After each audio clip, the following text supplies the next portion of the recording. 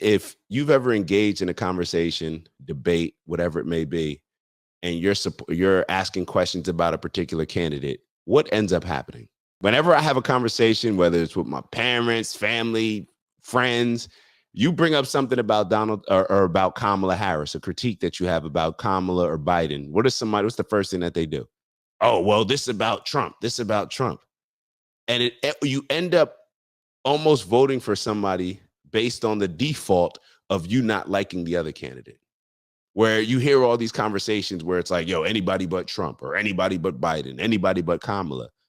But you're not actually, it's not that you support the candidate that you're voting for, but you just hate the other person so much. And I think that that's a good exercise for us to do, is to be able to, based on who you favor, who you would vote for, tell me why you would vote for them without mentioning the other candidate's name. Just tell me why Kamala is the best suited, or tell me why Kamala is suited to run this country in a great way. Tell me why Trump is suited to run this country in a great way. Tell me why RFK Jr. is suited and positioned to run this country in a great way without mentioning the other candidates. I feel like I can do that when it comes to RFK Jr. Maybe I'll do it later on in the show if we have time. I really feel that I can do that. But I don't know. How do y'all feel about the candidates that y'all are supporting? But let's get back to Vivek. Vivek was making a good point, and let's go from there. Whether you support Donald Trump or Kamala Harris, can you make the case for your candidate without actually referencing the other side? So my challenge actually to a lot of the Kamala Harris supporters is most of the case that I hear involve invoking Donald Trump. What is the case for Kamala Harris that does not involve referencing Donald Trump at all? I think that's missing right now. Oh, I got that. And for Republicans, I'd give you similar advice, too. What do we stand for? Not just what are we against? All right. And just keep up with the comments. So Danny wrote, nope, in this election, it's about democracy versus dictatorship, nothing else. So Danny, just based on his comments in previous lives, Danny's a supporter of the Democratic Party. So Danny, my question would be to you is, how can you have a democracy when you don't even have an open primary? How can you have a democracy when we just showed videos on how the Democratic Party worked to unfairly keep RFK Jr. not only off the ballot of competing against the Democrats and allowing the American people, right, we the people, to vote? That's a true democracy. But the things that they were doing before with acting as if Biden was going to be the president, holding on to that for so long, and then to the point where they could not have a primary, and then just putting Kamala as the nominee. To me, that sounds like a dictatorship, but this is what a lot of people do. A lot of people who support one side or another, Danny happens to support the Democrats in this instance on that side.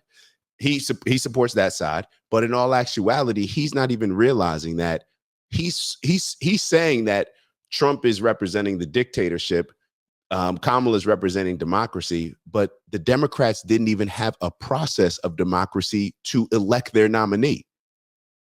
And hold on to that. We actually have another interesting video I'm going to show you later today where Bernie Sanders said the exact same thing about the Democratic Party. So this is what it ends up coming down to, what we said on the other show. People don't care. It's not about principles. It's not about values. It's not about dictatorship. It's not about democracy. It's about who do I like and how can I figure out a way to support them? And what ends up happening, which is what Vivek is talking about, you end up convincing yourself that the candidate that you want to root for, not because of their policies, but mostly for other emotional reasons, because and propaganda, the candidate that you want to root for, you end up rationalizing why they're the best candidate, not based on the reasons why they're the best candidate, but based on the fact that the other candidate is a terrible candidate. So Danny responds and says, that's how politics works.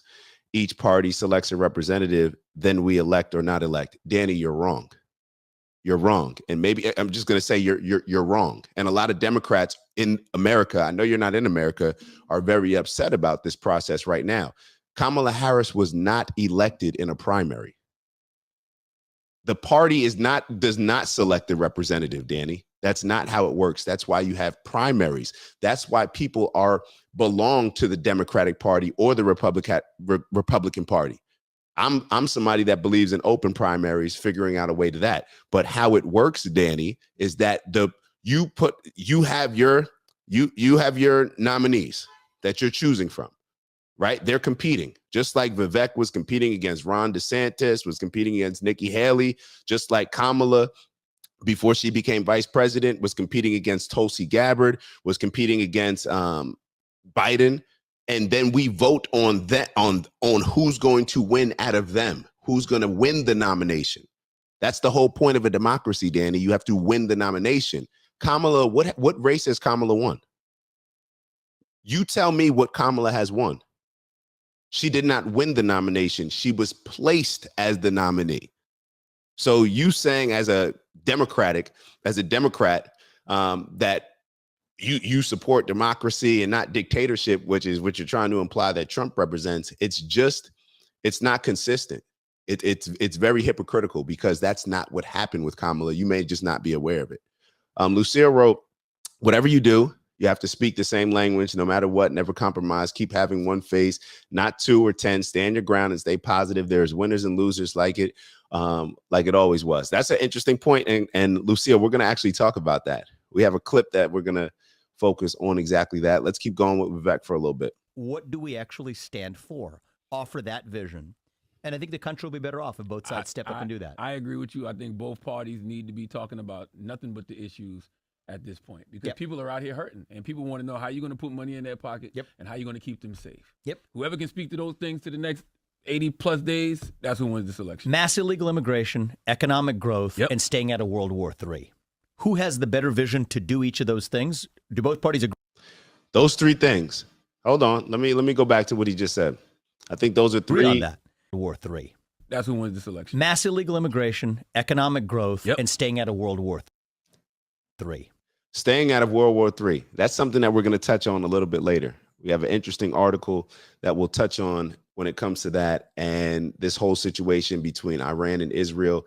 A lot of people have been saying it for a while, that America is just, a lot of these decisions that we're making, decisions with Israel, it just seems like they are priming us for a World War III. I was listening to, the Rich Dad, Poor Dad, Robert Kiyosaki, hopefully I'm pronouncing it correctly. He said that every time an economy gets bad, there's a war.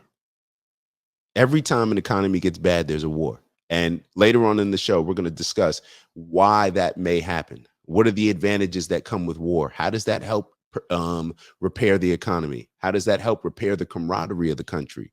So we're going to get into all these different conversations, but let's keep going a bit. Who has the better vision to do each of those things? Do both parties agree on that? First of all, that's an open question. Where do we stand on mass illegal immigration? We don't really know what the Democratic position is, but assuming we agree on mass illegal immigration is a bad thing, economic stagnation is a bad thing, and World War III is a bad thing, how do we solve those 3 problems? Whichever party offers the better solutions deserves to be elected. And that's the way I'm voting in the election as well. I think we have days, and I think like when you use a term like weird, like you talked about like when you first began everything, you wish you spoke to like the up and coming, like the people who are going to be next at solving some of these issues. Yeah. When you get on TikTok and when you get on Twitter, which a lot of people are getting their information from and are being swayed and conversations are being swayed, even media swayed by that, those are the terms that they're using. It's easy, it's digestible. And I think that it's a generational thing where you have to take what you guys are talking about and then partner with that weird. And I think that's where you're going to get your winner from either way. And I don't think that it's Donald Trump, but I think that it makes sense what she's doing. And I think that she will hopefully get to those hard things. It makes sense what she's doing. So what she's referring to is the fact that Vivek was saying how Kamala still hasn't said anything about her policies. So she's saying that, it makes sense for Kamala, and I believe she says it, uses the word woo, to woo us over and then worry about policies later. This is the world. And this is why I say maybe she makes a good point. Maybe it is good based on how we receive information. Based on how we receive information, we are so fickle when it comes to anything. We are so easily manipulated. We don't require any candidate to actually have a plan, like we said before, to actually identify clearly what their policies are, what they stand on, how they see certain things. And that's why we have a lot of this flip-flopping back and forth, because the candidates are simply pandering to us. They're simply trying to say any and everything to appease us in order to get us to like them. See, and that's the thing. When it comes to likability, that's a very emotional thing. But when it comes to how we're supposed to elect a candidate, it's supposed to be based on logic. You don't have to like your boss. You don't have to like your coach. You don't have to like the CEO. You don't have to like any of these people. You don't have to like them. If you were in war and in the military, you don't have to like the person that has a higher rank over you.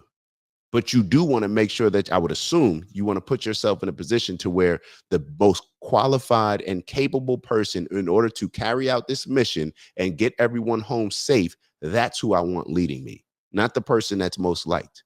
But because we see things as just so emotional, and I want to vote for the candidate that I like the most, the Barack Obama, he dresses nice and he talks well. Because we've been so used to that, this is the strategy that they go about, and we do not force them to do anything differently. You know, but she has to win the people over. She had to woo us first, and we're here. I think now is the past is past. I mean, I think a lot of people have issues with. And so 2 examples. I'm so glad Danny's here. So Danny wrote, "You get it twisted because you're listening to right-wing rhetoric. In this case, it is what it is, and the right are just pounding that talking point." Danny, if I'm getting it twisted, then just clarify it for me. You don't have to tell me that I'm getting it twisted listening to any rhetoric. Why don't you just tell me? Your last comment that you just wrote, Kamala is talking about her policies at every rally. I don't know why you don't want to listen. What are her policies? What are her economic policies? And Danny, you don't have to go back and forth. Just tell me. Maybe I'm not informed. Maybe you're right. Maybe I'm not listening. So you tell me, what are her economic policies? You tell me, what are her policies when it comes to the border and the migrant crisis? You tell me, what are her policies when it comes to Israel and Palestine and what may occur with Iran? Tell me what her policies are when it comes to Ukraine and Russia. You tell me what her policies are when it comes to energy. Just tell me what her policies are. If I'm missing them, look, maybe I'm just not as smart as you. It's not listed on the website. We already went over that on the last show. So you just tell me what her policies are. Instead of accusing me of not listening, I think it would be much more impactful. And I think it would make more sense, be more effective if you just tell me what her policies are. So we'll give Danny a second. You know, if you need to Google, that's cool. We'll give you a second, but just let us know what her policies are. With how she was selected. I personally think going through that process, people don't care about that, right? Whether or not there was a coup staged on Biden. I've said this publicly to the Republicans. Don't focus on that, because it's up to the Democrats to decide who they nominate. Right. They've made that decision. But she's also the vice president. Focus on actual policy. And I have some serious differences with her. But she's the policy. vice president. If a president's not fit to, lead anymore, she's the natural person to take over. Now, this is what doesn't make sense to me. Charlamagne, what does that have to do with her getting the nominee? Yes, that makes sense for right now. And actually, that's one of the reasons why so many people, why Kamala Harris had such a low rating. Like, why she was one of the most unliked, like her approval rating for being vice president was one of the lowest of any vice presidents in the history of our country. The reason why is because you have a president like Joe Biden, who, unless you were just obsessed and a fan of the Democratic Party, you looked at it and said, for the last couple of years, it doesn't seem like Joe Biden is the guy that's really running things. It doesn't seem like he's capable. It seems that he's having some cognitive effects that are preventing him from being at his best and being able to function as the leader of the country. So we all saw this stuff, and Kamala still wasn't. It's not like she was given more of a role. They were silencing her. She wasn't getting as involved. We didn't hear from her when it came to what she was supposed to be covering. She was supposed to be responsible for dealing with the border issues, right? We did not hear from her on any of these topics. So now to say, oh, it's just fine for her to now just be given the nomination as the Democratic candidate, it to me, it just doesn't make any sense. It's not a good argument, but I don't know. Yeah, there's a real question around that, too, is who's leading the country right now? We still have a country that's functioning between now and the election. Mm-hmm. And this is a question that the media has been surprisingly uncurious about. Come on, Danny. We don't want to hear you say that you're reacting to what I'm saying in the moment. Danny, tell me, what are her policies? Tell me how she sees. What does she want to? Just tell me what her policies are. You're saying that she says it at every rally, and I'm just not listening. So please just inform me. Just let me know what I'm missing. About. Like, in a very serious sense, not in some sort of philosophical sense, who's actually running the country right now? It is entirely unclear what the answer to that question is. And just speaking as an American, put the election to one side, I think that ought to be deeply concerning too. Mm-hmm. We've got a president who, in some ways, it reminds me of the British monarchy. Listen to what Danny just wrote. Hold on. Danny wrote, Kamala is for workers' rights. What does that even mean? That is just a talking point. That's not a policy. What does it mean to say I'm for workers' rights and unions? She's for big corporations to pay more taxes. Is she for big corporations to pay more taxes? We'll see. We haven't heard that. We'll see. We'll see. She's for women's rights to choose, for accountability. Accountability is not a policy, Danny. Accountability is not a policy. And if you're familiar, which you're clearly not, with the Democratic Party is not a party of accountability. And that's why so many people are leaving. The Democratic Party isn't a party of victimhood, especially as it pertains to the Black American experience. It's about convincing you that you're a victim, convincing you that you should not be accountable for your life, convincing you that there are that your circumstances and you just being Black, that's why you can't get ahead in America. That's the opposite of accountability. And you may be correct when it comes to the women's right to choose. That may be the only thing that she stands on. But these aren't policies, bro. To say that I'm for workers' rights. Imagine me running for president and getting up there and just saying, yo, what's your policy? Yo, I'm for workers' rights. What rights for the workers? I'm for big corporations to pay more taxes. Okay, break that down for me. What are the actual policies? You just want big corporations, just pay more taxes. Okay, cool. All right. And notice how the things that he mentioned are not even the big three that Vivek just mentioned were probably the three biggest considerations when it comes to the election. These are none of the big ones. This is how's this going to impact the economy? Okay, big corporations pay more taxes. What does that do? What about the war? Us being on the brink of World War III? Are we going to discuss those things? What about the migrant crisis? So you just named her policies. It's so funny that you just named talking points, not policies, but you're speaking on talking points that Kamala is pushing. And you didn't even mention the actual thing that she was responsible for as a vice president and is still responsible for. Her main thing was being responsible for the border. And here you're talking about talking points, and none of them actually even pertain to the very thing that she's actually responsible for right now. It's like, Danny, make it make sense. You're talking about talking points, referring to policies. What about what she's actually responsible for right now with the migrant crisis? Does she have a policy on that? Oh, she probably doesn't, right? Nothing said on that. I'm so glad that you're here, Danny. Appreciate you, brother. A little bit, right? You used to have a British monarch who actually ran the country, and at a certain point, it just became a ceremonial figure. All the pomp and circumstance that you hold up as Queez, exactly. A policy explains how something happens. I'm not sure if you were on the last show. I believe you were here, Danny, when I talked about Ice Cube and actually having a plan. Matter of fact, Danny, I'm sure you've read the 2025 Project, right? Since you're so into American politics, I'm going to assume that you've read the 2025 Project, or at least that you're familiar with it. That is about policy. That breaks down the exact plan, the reason behind it, the way to go about it. You may not like it. You may not agree with certain things in it, but that actually is a very clear-cut example of policy. When you tell me that, oh, what's her policy? Oh, yeah, she's for workers' rights. How do you go about these things? Like, what does that even mean? I'm for workers' rights. Like, did Trump come out, or did RFK Jr. come out and say, yo, I'm not for workers' rights? Like, did somebody say that? I don't know. Danny wrote, it's easy to talk in a normal tempo, asking me to answer in writing with 3 sentences on text. No, Danny, brother, I told you, take your time. Take your time. Matter of fact, take your time. You send me, I mean, you said this, she's talking about the policies and I'm just missing it. So take your time in writing it. Cool, no problem. Take your time. You don't have to respond to everything. Take your time. Tell us what her policies are. Lucille wrote, they want to prevent us from being independent. That's why they groom the ones who are not awake yet, Danny. And you are the one God called to wake them up. Keep doing the good job, Dave. People will wake up.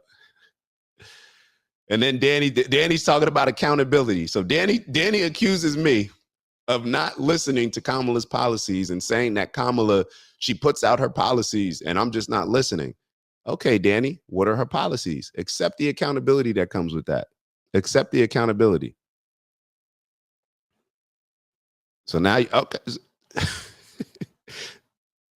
All right, let's keep going a little bit. I want to actually move on to, there was another, hold on. I don't want to listen to the entire interview, 1445. So when it comes to a lot of the donations that we always hear about, whether it's Trump after he got shot, I think we talked a little bit about this on the last show, or whether it's Kamala, the record-breaking numbers that she's been making in raising money. This is something that Queez always talks about. It's something that Keith was talking about on the last show.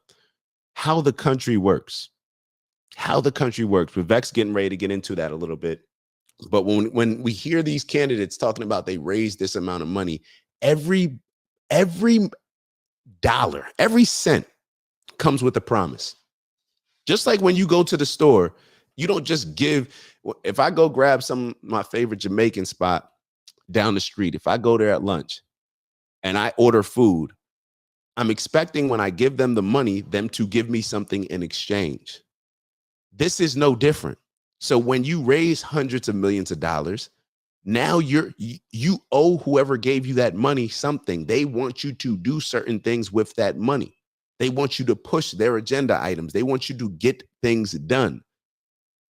This is just what lobbying is about.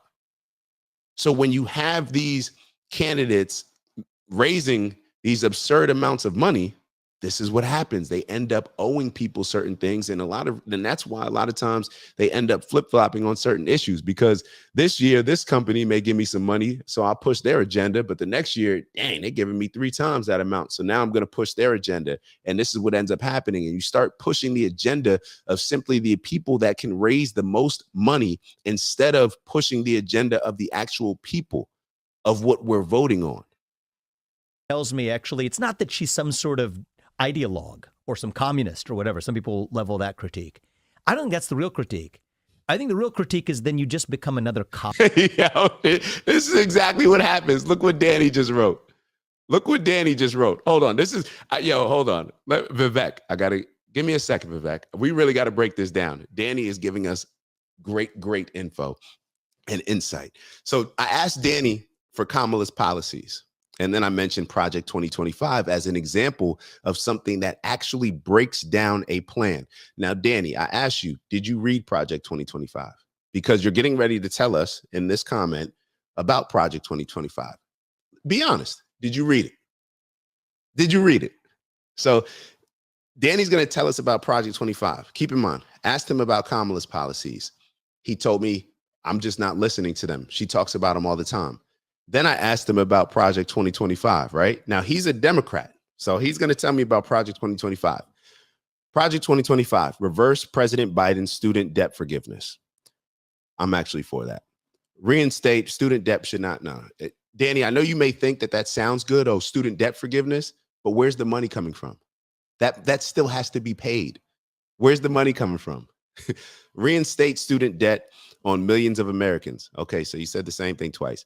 All right, give tax handouts to the ultra wealthy and big corporations. We've actually talked about that.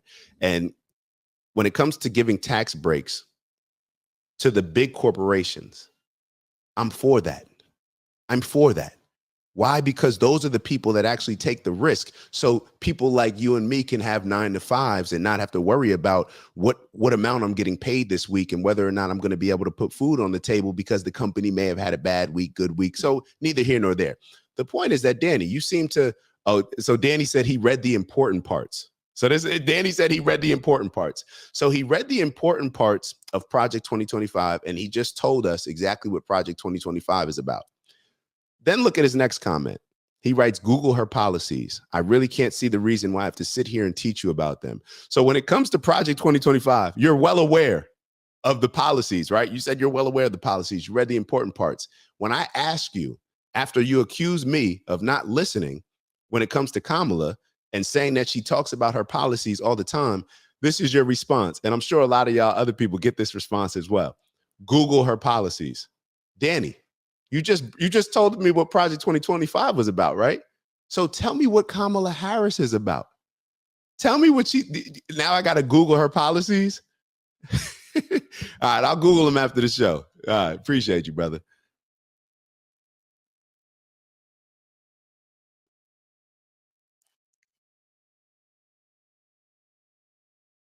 Oh, shoot. Hold on.